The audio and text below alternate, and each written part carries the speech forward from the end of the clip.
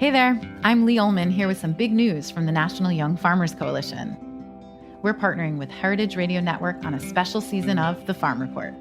It's all about what's happening with the Farm Bill and how it impacts farmers and eaters. I am growing diversified vegetables on land that's been in our family for 150 years. And so with the pandemic, gentrification, property values going up, we had to sell the land and we lost it. Join us as we uncover the untold stories behind this massive piece of legislation that shapes how we grow our food, what we eat, and so much more. The problems we have had, those are things that come from earlier Farm Bill and USDA policy, right? Like Earl Butts, get big or get out. You know, it's my responsibility to know not only what I'm eating, but then like how that all came to be. And realize like, wow, like this piece of legislation, all this money, like it's technically something that I support as a taxpayer. While Congress debates the next Farm Bill, this is not just an invitation to listen. It's a call to action. Be part of the conversation. Subscribe to the Farm Report on Heritage Radio Network, wherever you listen to podcasts. 2%.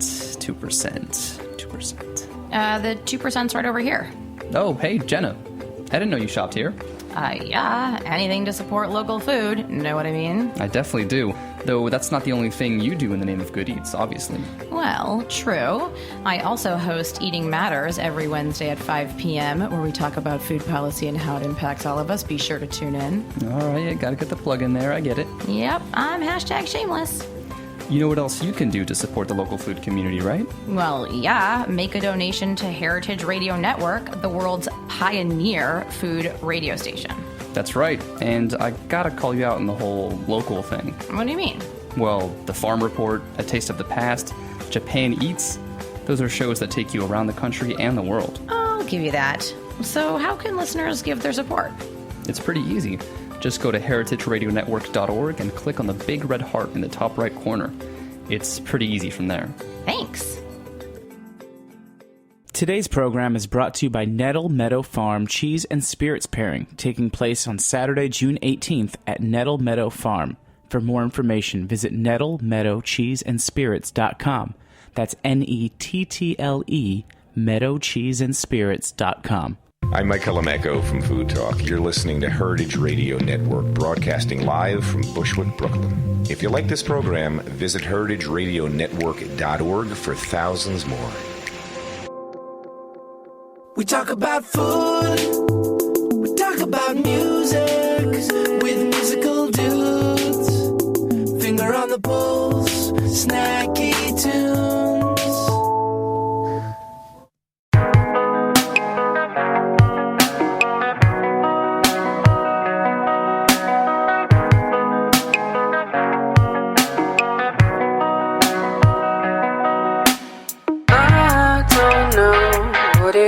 I think I know, but I'm telling you, get your head straight, or you'll find me heading home on the next train.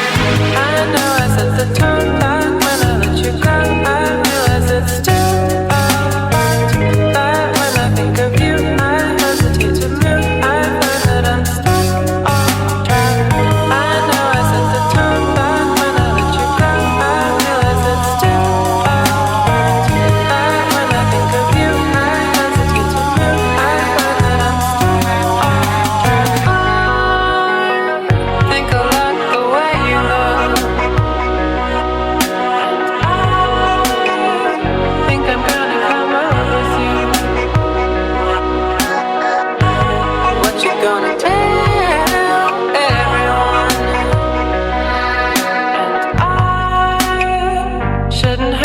to go with you.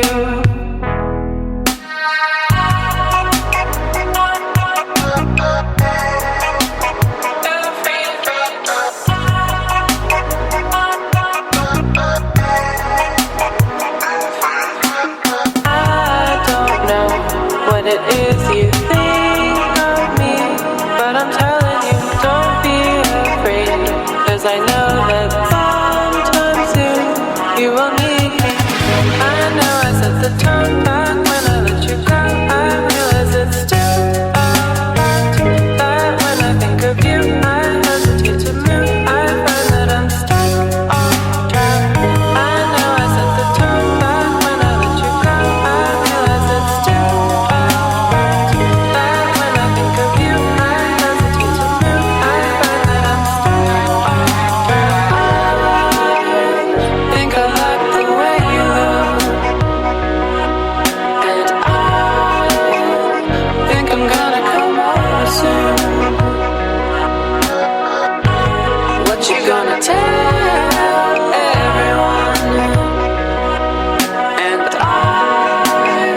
shouldn't hesitate to go with you.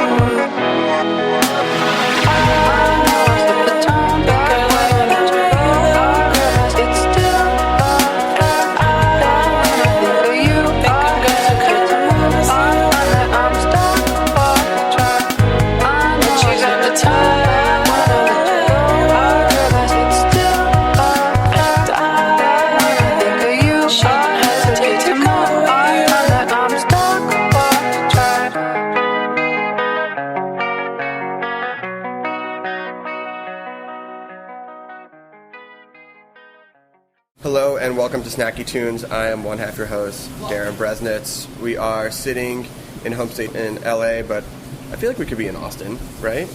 Sure, everybody says I feel like I'm in Austin right now. I see the succulents, I see the Topo Chico. That's great. I'm with Briana Valdez, founder, owner, taco visionaire. Ambassador. Ambassador. That's a much better word. Taco ambassador. Do they have state-to-state ambassadors? I think so. You could be one. I've heard of it. You could be one for I Austin. should be one. Well, welcome to the show. Thank you. I myself am an expat from Austin. Tex-Pat. Tex-Pat. Oh, I've never heard that. How much Texas paraphernalia do you have? Not too much. Just, mostly like the leather-bound Texas monthlies are like my prized possession. Oh, really? You're a huge fan. Yeah. I love Texas Monthly. Have they written about you yet? Just a blurb.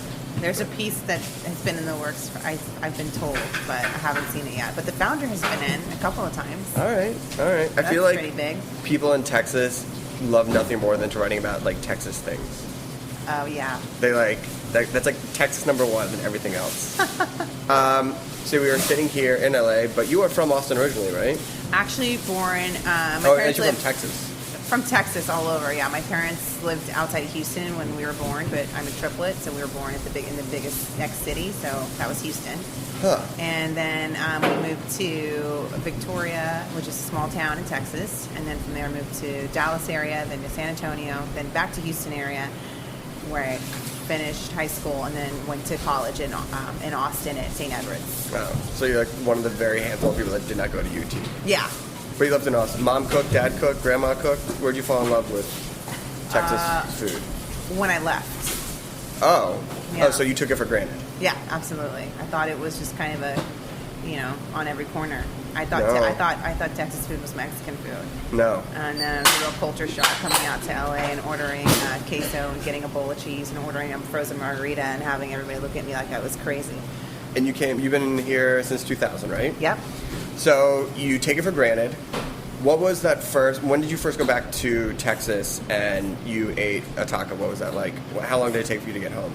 Not long. I was going home pretty regularly at that time.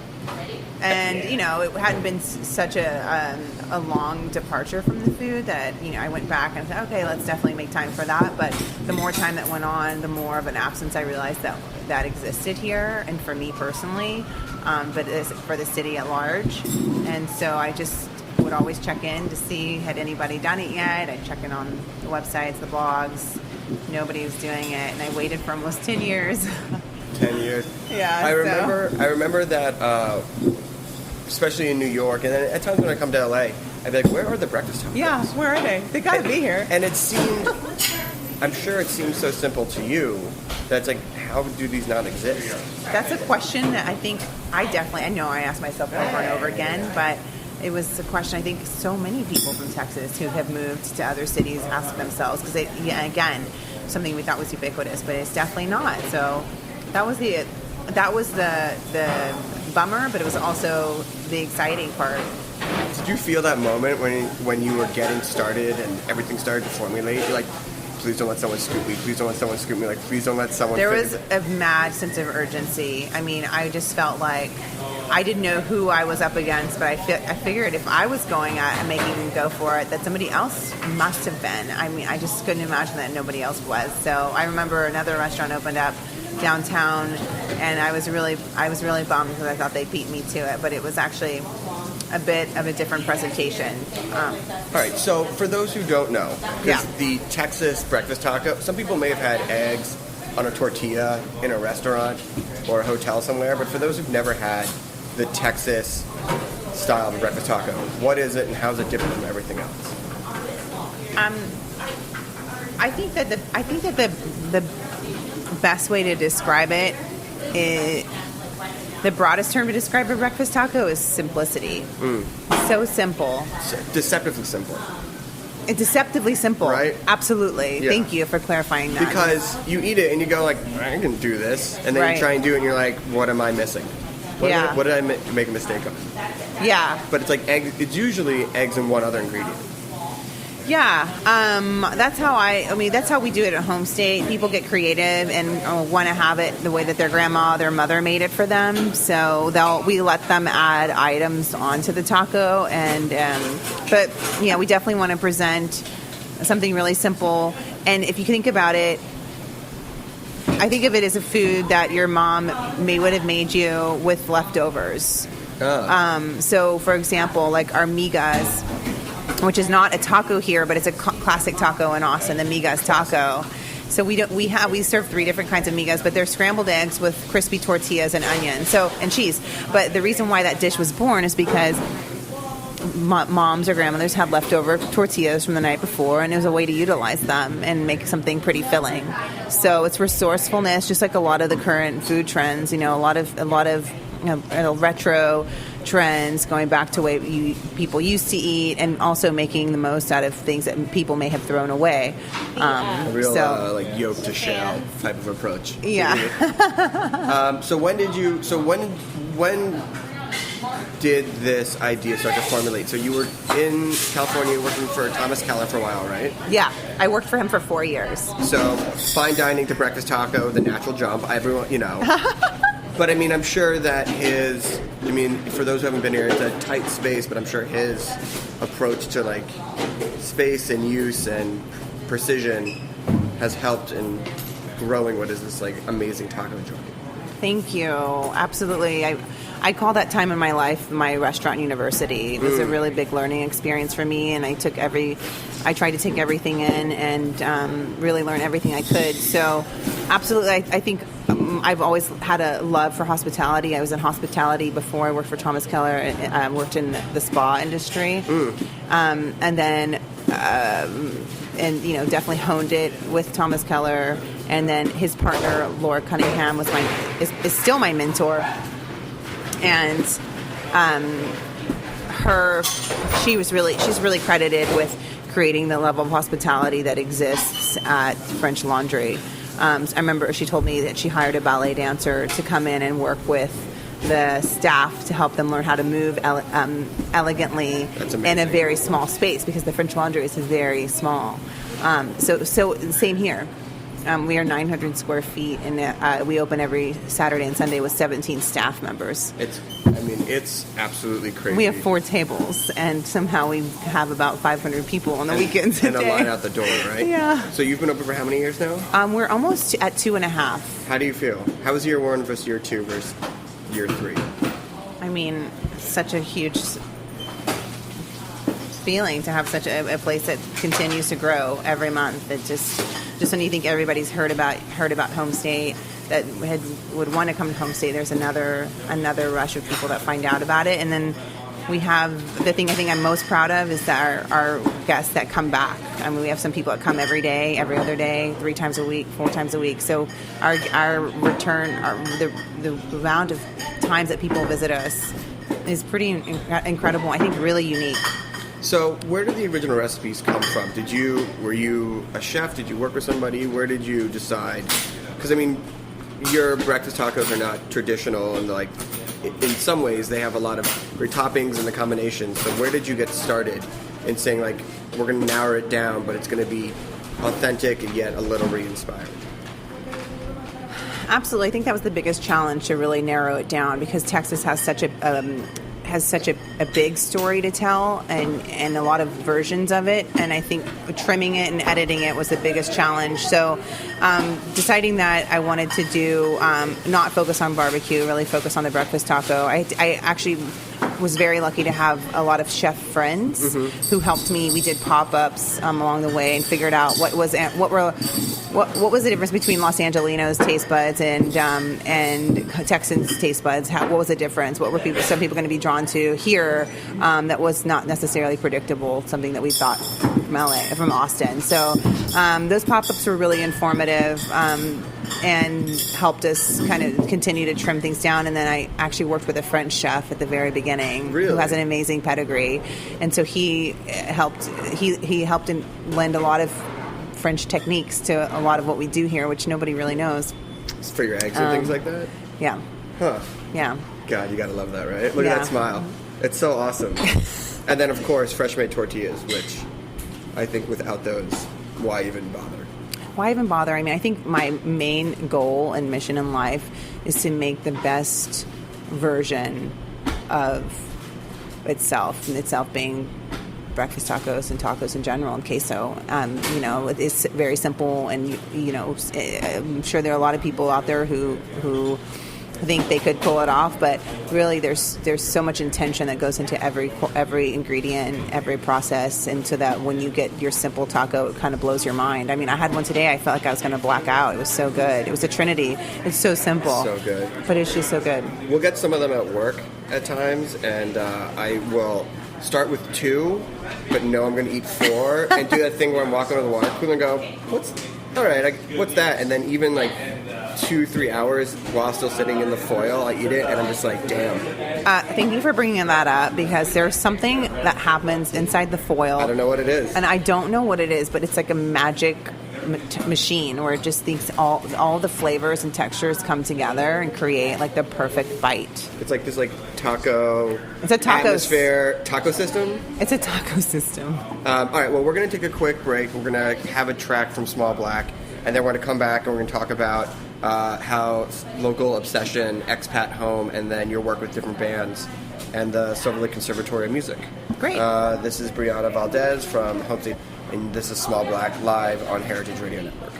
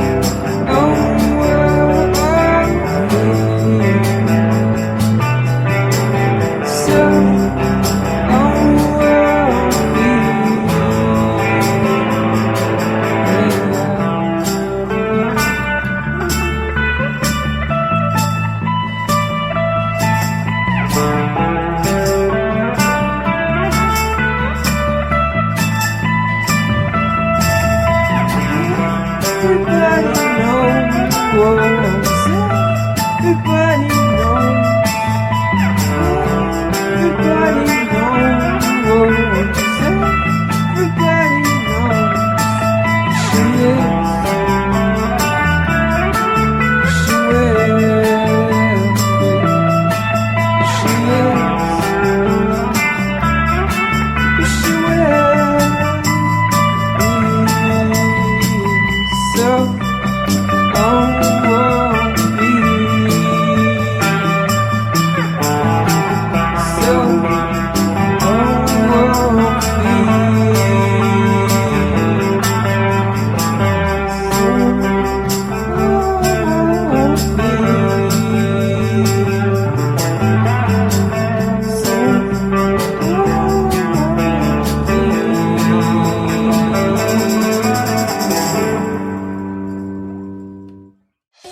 The International Culinary Center is a proud sponsor of the HeritageRadioNetwork.org. The ICC, with locations in New York and California, provide cutting-edge education to future chefs, restaurateurs, and wine professionals. We're proud to claim Dan Barber, Bobby Flay, and David Chang among our honored alumni.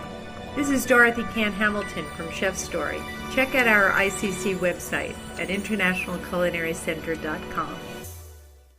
All right, we are here with Briana from HomeState, sitting in the clubhouse. Could be in Austin, but we are in LA. And, I want to go back to something we talked about before, because what I love about your place and what I love about breakfast tacos in general is that they're so deceptively simple, but people have such a connection to them. I know that when I land in Austin, first stop is Tex-Mex. And I feel that you have created this place where people who can't make it back to Texas can emotionally connect here. Yeah. You know what's interesting is some people go to Texas, and then the day they get back, they come here to kind of make that connection. They're like, I just flew in, and my first stop was here, because it's almost like a reminder that they're okay. Like, they're back at their home, which is now home for them. LA is now their home, and they still have the connection to what is maybe the fabric of what they think of when they think of home, which is the food. And a lot of people have come in here and cried. I mean, when they first come to HomeState and they realize what it is, and that we're representing a place that they're from for the first time ever in LA. I mean, people get very emotional. Have you been here when have you gotten hugged? Has someone hugged you? All the time. All the time. That's so hugged, awesome. Thanked. People are just so glad that someone finally did it. It's only a matter of time. But yeah, people get really emotional, and it's validating. It's funny because people put all the stake or put all these accolades on fine dining, which is right place, right time. But I don't know, you find a place like this and you go I just want this in my life all the time. And I mean, that makes me really happy to hear, because I do think that there is a time and place for fine dining, and that's definitely where I've learned so much from, and I think it informs casual dining and makes casual dining better. Once you have my goal was to bring the hospitality of fine dining to a really casual setting, and bring the care of ingredients and the preparation of ingredients from a fine dining setting into a casual setting, and present it at a really casual price and a really casual vibe, in a place where you order the counter and you get your food brought to you, but after that you really feel cared for. And I think that, it's not something that many people get to access. Not many people get to access true hospitality, especially if you live in LA and you're just trying to get food. But here you can get food and you can feel really taken care of. So that's my, I think to bridge those two worlds is the ultimate. It's like a warm tortilla security blanket. Right? Oh, we're not going to eat cheese. So when people have this much of an emotional connection, I'm assuming that they get obsessed with a specific type of taco. Yeah, there are some pretty strong allegiances. I mean, I've said this before. We should have team T-shirts, like Team Blanco. You would be Team Migas. I would be Team Migas. I think that when I was living in Austin, I didn't discover Migas until a week before I left. No. And which is great, because I think I would have left like 20 pounds. That's when I was living there. But now when I go back, I crave it. What team would you be on? It depends on the week. Right, I spend a lot of weeks now on Team Natchez, which is I do a black bean and egg and cheese, and it's just so easy and simple. But today I had a Trinity, and I almost blacked out. It was so good. So I think I need to go back to Team Trinity for a while. I mean, I know that when we'll get these at work, and I'll have like I'll get 3 of a kind to start. No, okay. Well, yeah, I was going to say 2 of a kind, but who am I kidding? I'll get 3 of a kind to start, and then I'll let, like, the one I enjoy the most to dictate the one that I get, like, 2-3 hours later, which is still absolutely incredible, and sometimes even better, like, wrapped. Better. It's like that taco ecosystem atmosphere. I heard a guy the other day telling his friend that he had a potato taco in his pocket all afternoon the day before, and it was still good at the end of the day. And so he was back the next day for another one. Oh my and God. I mean, oftentimes my sister, who comes here almost every day, Andy, she almost always has a taco in her purse. Oh my God, that's a good. I feel like instead of having like smartphone chargers, they should have like an area to fit one perfectly wrapped breakfast taco. It's a good call. So in addition to offering people a home or a place of comfort, you also do some community work with the Silver Lake Conservatory of Music, right? Yes, we partnered with them. We really wanted to support our community and thought they were a perfect fit for us because, you know, Austin being the music, having the music focus that it does, and HomeState is a home to so many great musicians and artists. So we thought, why don't we partner up with different bands or musicians, allow them to create something that they love, and let them share that with their community. They get to name it as well. So awesome. And then proceeds go to support the Silver Lake Conservatory Scholarship Program. So we're supporting students who otherwise wouldn't be able to go there. So, you know, I think everybody has really enjoyed being a part of it. It's good old-fashioned fun. Yeah. Who was the first one to do one? Spoon. So Britt Daniels created it. Texas Boys. Texas Perfect. Boys, yeah. Do they come? Were they fans first? Yeah, Britt's been coming for a very long time. Oh, Britt. So, Just good old Britt. yeah. What does he eat? What's his favorite? He created the migas taco, something that he felt was lacking on the menu. We have migas, but something that you see in Austin all the time is the migas taco. And here we have just migas, add tortillas. You can make your own tacos. I'll shout out El Chilito in Austin. Yeah. Because that was the first time I had a migas taco. With that roasted So good. tomato salsa. That's one of my favorite spots in Austin. for It's sure. so good. Yeah, It's classic. I've stuffed myself silly on that back porch. And like with all the gas of the Topo Chico as well. I'm just like, oh, I can't move. And so then you've also worked with Questlove, right? Yep, Questlove, Cold Orchids, Cherry Glazer. Right now, we are working with Silver Sun Pickups. Hometown heroes. So really, yeah, it's just so nice because again, they're such a part of the community. And that's the wild kind, correct? Yeah, and it's pretty amazing. And I heard a rumor that if you know what's in them and know to order them, secret menu, get them anytime. Yeah, depending on the day. Depending on the day. I mean, it's not. I don't want to make I won't make any promises for people listening because it is a small space. Yeah. Thank you. I feel like you should do like a taco compilation of like greatest hit tacos. Well, you know what? Actually, we have had some people create playlists for us. Like Britt created a playlist to go along with his taco. Silver Sun Pickups just DJ'd on the launch of their taco date, and so really blending the music and the food together is just so fun. I feel like I don't think unless it was like a short punk song, I don't think I would. If you put a breakfast and taco in front of me, it would last the length of any song. Not even a whole playlist, unless I was like stuffing myself. So what's next? The lines that here are awesome on the weekends, big and awesome. You guys deliver. Next location, number 2. We signed our second lease, which was I really took my time with just to make sure we were ready and to find the right next home. And so we're going to be opening up in Highland Park at the end of this year. That's amazing. Bigger spot? Slightly bigger. Slightly bigger? Yeah, but really big patio. Really big patio. Very Texas-sized patio. Oh my God. Liquor license? Yes. Oh man. Oh, in the works. It's all in the works. Of course, it's always in the works. Yeah. That'll be nice. And same hours, or is going to be like, I guess with beer, you have a more of a We'll nighttime? see. Oh, so you got some plans. We'll see. I don't know yet. Okay. I don't know. Okay. Listen, I want to thank you for having Heritage come in. I also want to thank you for having a place where my wife, who I think introduced me to this place, Smart lady. can come and hang out. I mean, honestly, like, we'll hang out here outside, and then we'll go to the vet, and the vet will be like, did I see you at HomeState? Like, it feels like a community, very much a community here. But yeah, my wife and we have had many loving breakfast taco dates. Oh. Or we'll get it to be Postmated if we're a little too long in the tooth from the night before. Yeah. That's Postmates and HomeState. Postmates and HomeStates is like a winning combination. It is. That is been a lifesaver. Like when I'm like, I can rate it, be like, it's a 3 taco, 2 Topo Chico type of night. Yep. On a Sunday morning. Yep. Just lay on the couch and just like wrap myself in all that warmth. It served a lot of people well, that delivery. It's awesome. And so where can people find you online? Well, our Instagram is called HomeState. I don't know. Pretty easy. You must have bribed the people on Instagram with like endless breakfast tacos. Well, I think the person had it before had 1 follower and one post. So it was that like thing where someone's just holding it. Yeah, so it was easy. Like, hey, can we have that? I said, sure. Awesome. And then our website is myhomestate.com. Awesome. Yeah.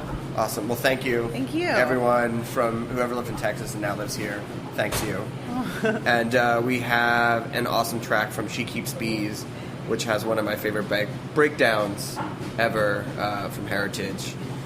We'll be right back with some live music. This is Darin. I'm going to go eat 9 tacos.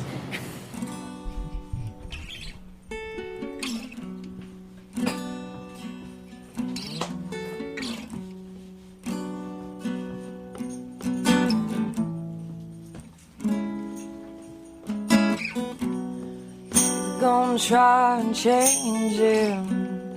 Better know what you want. Remember how he's changed your mind before.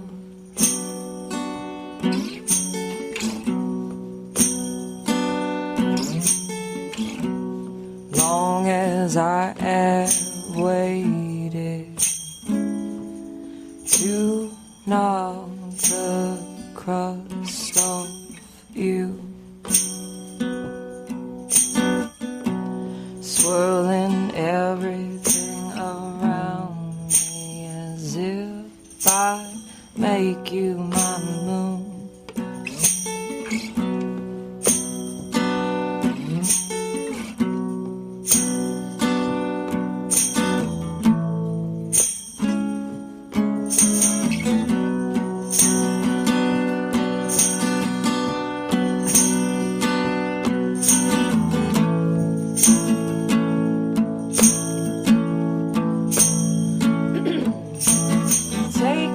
By the neck, throw him to the stars.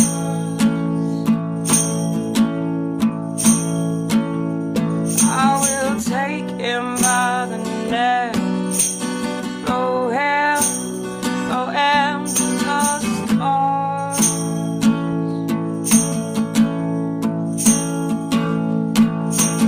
Take him by the neck.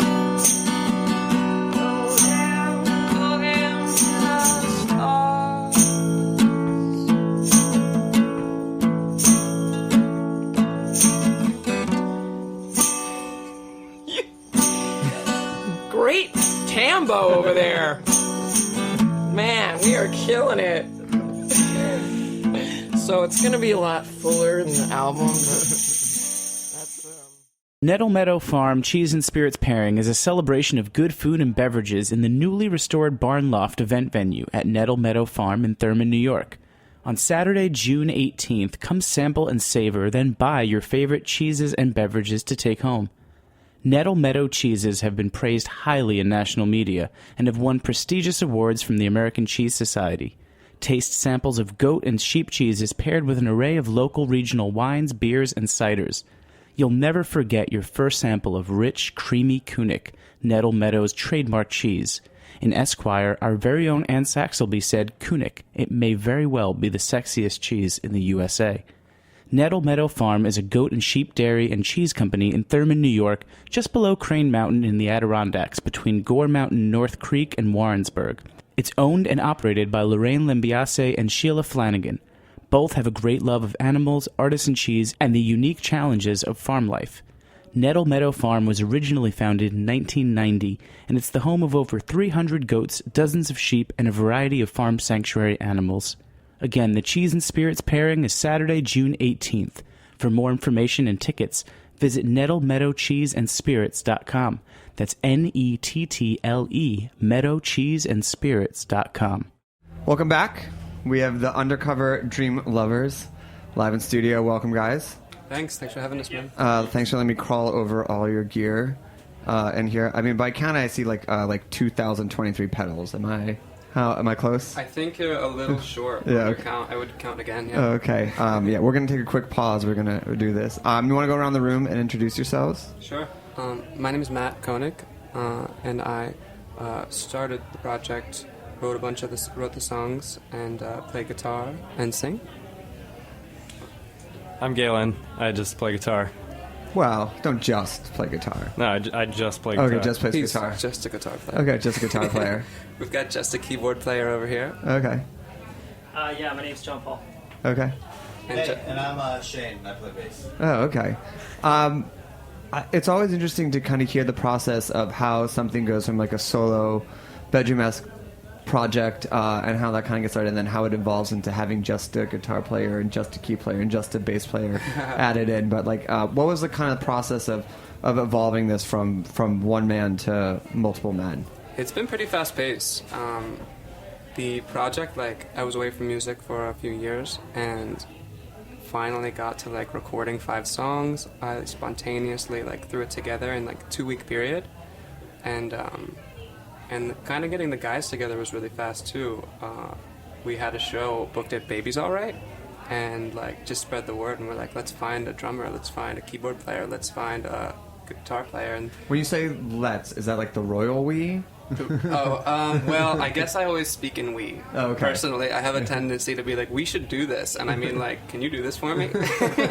So I have a tendency to use that. Okay, I just want to clarify. Yeah. Okay. Cool. Right, but I've actually got 2 guys. This is actually a 6-piece for the live show, and I have 2 drummers too, an electronic drummer and a acoustic drummer, but they are absent because of previous engagements, so we put a robot to work tonight. That's fine. Yeah, we have a lot of robots on this show. Yeah.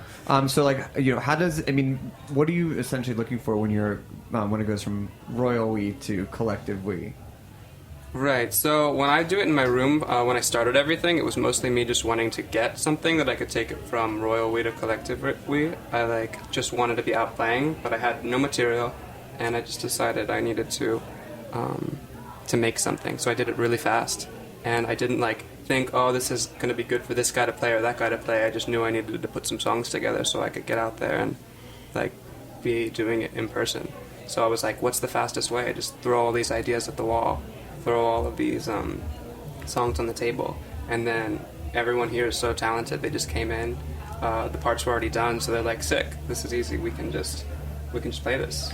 And when the parts being done, I mean, obviously, since you're playing everything on the EP, when you bring in other people, is there room for interpretation, or is it just a straightforward, this is how I wrote it, please play? Oh, no, this? Definitely. I always encourage people to come in and bring their take and touch. Some guys like to stick to it, but I'm let's make this different too.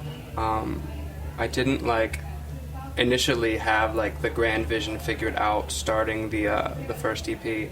And I just wanted to get going and have fun and play. But now as we've gotten through that, I've kind of realized that I can be more controlling with that and have more of a vision. And maybe I'll tell some parts in mine, or maybe I'll work with them on new parts. But this was pretty cut and dry. And let's work with this basic idea. Maybe we change up some drum parts. Maybe we change up some key synth sounds. I didn't actually have any of the keyboard parts saved, because I would work so fast. I would work on one synth part and not be sure if it was going to stay in the song, so I just worked to the next one, and we'd have to recreate all those sounds anyway.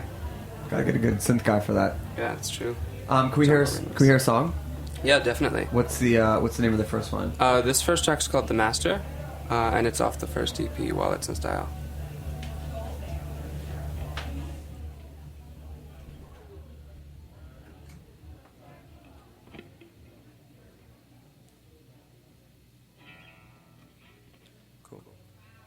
1, 2, 3, 4.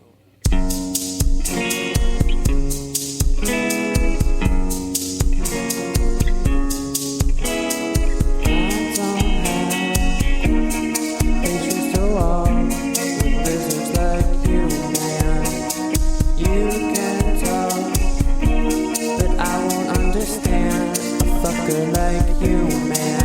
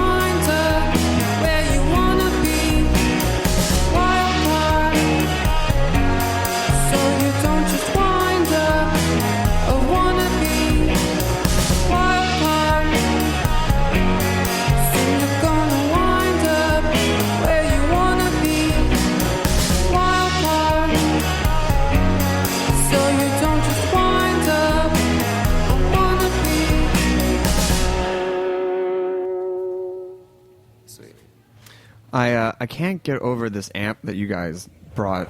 Like, please tell me, for those who can't see it because it's radio, it's a beautifully hand-painted amp with like a pyramid and a sunscape and like desert, mountain, and moon. And it's one of the coolest amps I've ever seen. I bought the thing right before I went on a road trip and stopped in Savannah to see some friends that went to SCAD and just had a bunch of weird art students go nuts on the thing. Because it was just too plain before. That's just a guitar player. Just guitar. But so it's like not like a custom amp company, it's just like a bunch of friends drawing on it? No, it's just a Vox AC-15, pretty standard stuff. Yeah, it's pretty, I mean, maybe give them a heads up that they could definitely like do something with it. Well, I know you sent the call out for the bands, but like, how did you end up meeting each other? Like, as you kind of like layer the personalities together, like, how did that all kind of come about? Through my best friend and manager, she really pushed me to reach out to some guys who were doing music. I just started working with these guys, Shane and Galen, and knew they had some projects going on the side. And she was like, you got to get this rolling, just reach out to them even if they're just filling in. And then like we just started putting it together. It was working really well, and we just kept going with it. It's been like a blast ever since. So will this kind of change the future way of like writing? Is it now a band, or is it still a solo project? Does it go back to the Royal We? Yeah, it's still so it's been back to the Royal We because I've like I've been working on a lot of new tracks at my place, trying to figure out what I want to do next. Like I said, the first 5 songs were really like spontaneous, really quick, like just get something out there.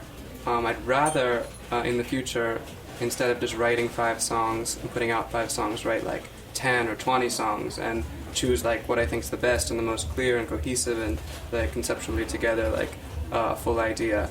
So I'm like just writing as much as I can, and I think the guys have been in a few times to my place, like helping out, and it's still brand new ideas, but I think we play by ear a lot. I definitely do. My pace is go with the flow for sure. I like to bring in other people's inspiration and ideas, and that's for me how I learn everything that I've learned. I'm super open-eared. I'm like a sponge. So yeah, definitely gonna have some influence from these guys down the line. I know you mentioned Babies, but where are some of the other favorite places to play around town? Well, for me, I'm with this project so new to it. We played at Bowery Electric and Transpicos and Babies, and that's really it for the project. New. Yeah, super new. I wrote the songs in October. We put the band together a month before the first show, and that was April 8th, which is like not long ago at all. No, it's not. I mean, it's a very short time window. So we're like kind of living this, and there's not even like that much time to ask that many questions. No, yeah, it's so. Have you had any experience yet that will like eventually go on to become like band lore? So when you do radio, like 2 years down the line, like early days, we had this crazy thing happen to us, or is it still too new? Well, I mean, I don't know. All of our practices are pretty like. So I didn't have a space, and Shane has a space, and we use that, and we have so much gear, as you can see, like stumbling over it. The thing is, a lot of the guys didn't know each other, and we pulled them together. And had I had a space that we just showed up, we like probably wouldn't have like gotten to know each other as well if we didn't have to like lug all of my amps and gear down 4 flights of stairs for like every single practice. Like set up was like as much, if not more, time than practicing for us. So that's definitely going to be remembered until I get a space. Okay. Can we hear another song? Yeah, totally. What are you going to play for us? So this next track isn't out yet, and it's one that I will probably be coming out next. It's all recorded and stuff, but I'm working on some mixing, and it's called All You Need.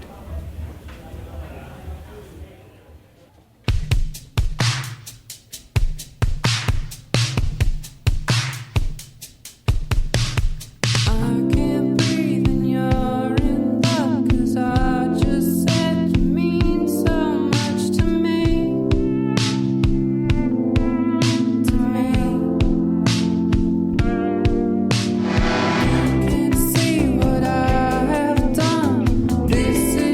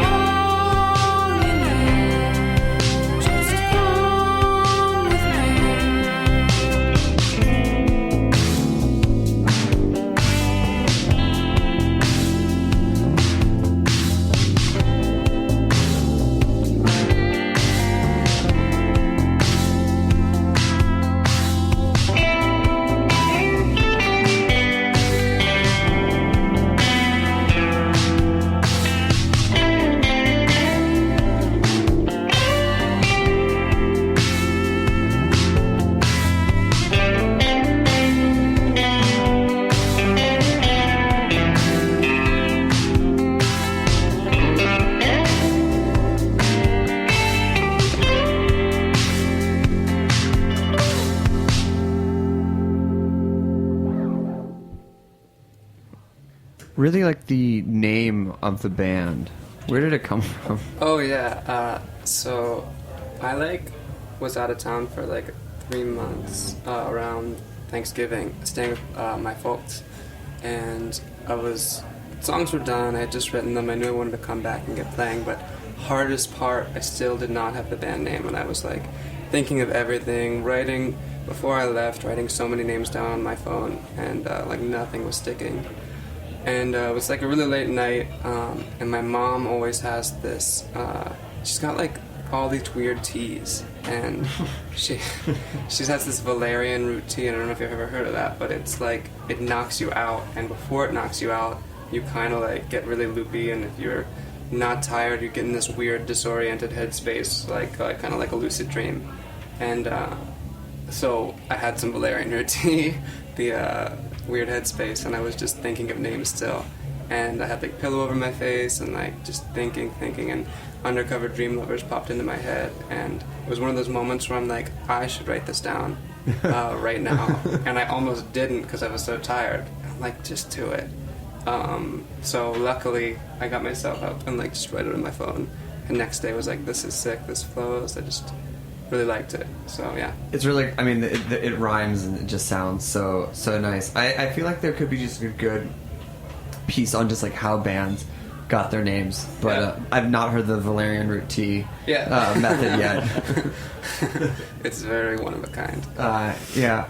So I know that you're working on the next kind of batch of songs, but any tours? What's coming up this summer? We want to play. We have some things set up in Philly, and we're working on some DC. We just want to hit up the local cities and towns nearby, while we're still creating the initial vibe and still figuring out what it is. But no set path. We will be in Philly. I believe it's July 8th. And that's at what's the name of the place? Kung Fu. No, we're not Kung Fu Next Day. We are playing? No. Bourbon and Branch. Bourbon and Branch. That's no? it. Yeah. That's it. Yeah. Rivka gives a thumbs up. That's our manager behind the screen. Yep, that's the one. We have a really organized email thread, but my memory sucks. So.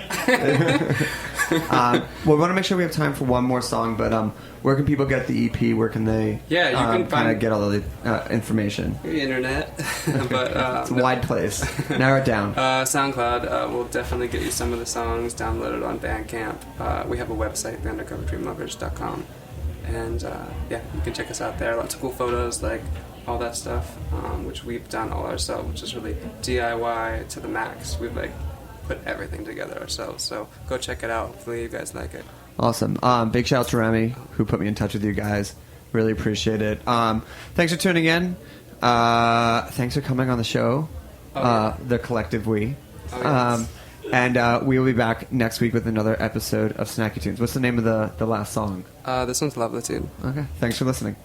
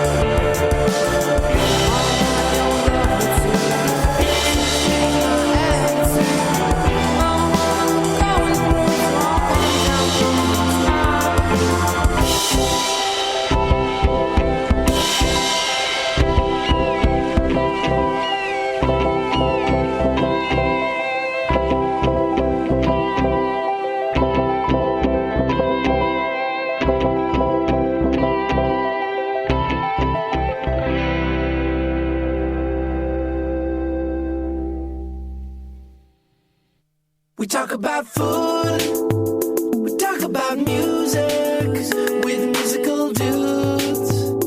Finger on the pulse, Snacky Tunes. Thanks for listening to this program on heritageradionetwork.org. You can find all of our archived programs on our website or as podcasts in the iTunes Store by searching Heritage Radio Network. You can like us on Facebook and follow us on Twitter at heritage_radio. You can email us questions at any time at info@heritageradionetwork.org. Heritage Radio Network is a non-profit organization. To donate and become a member, visit our website today. Thanks for listening.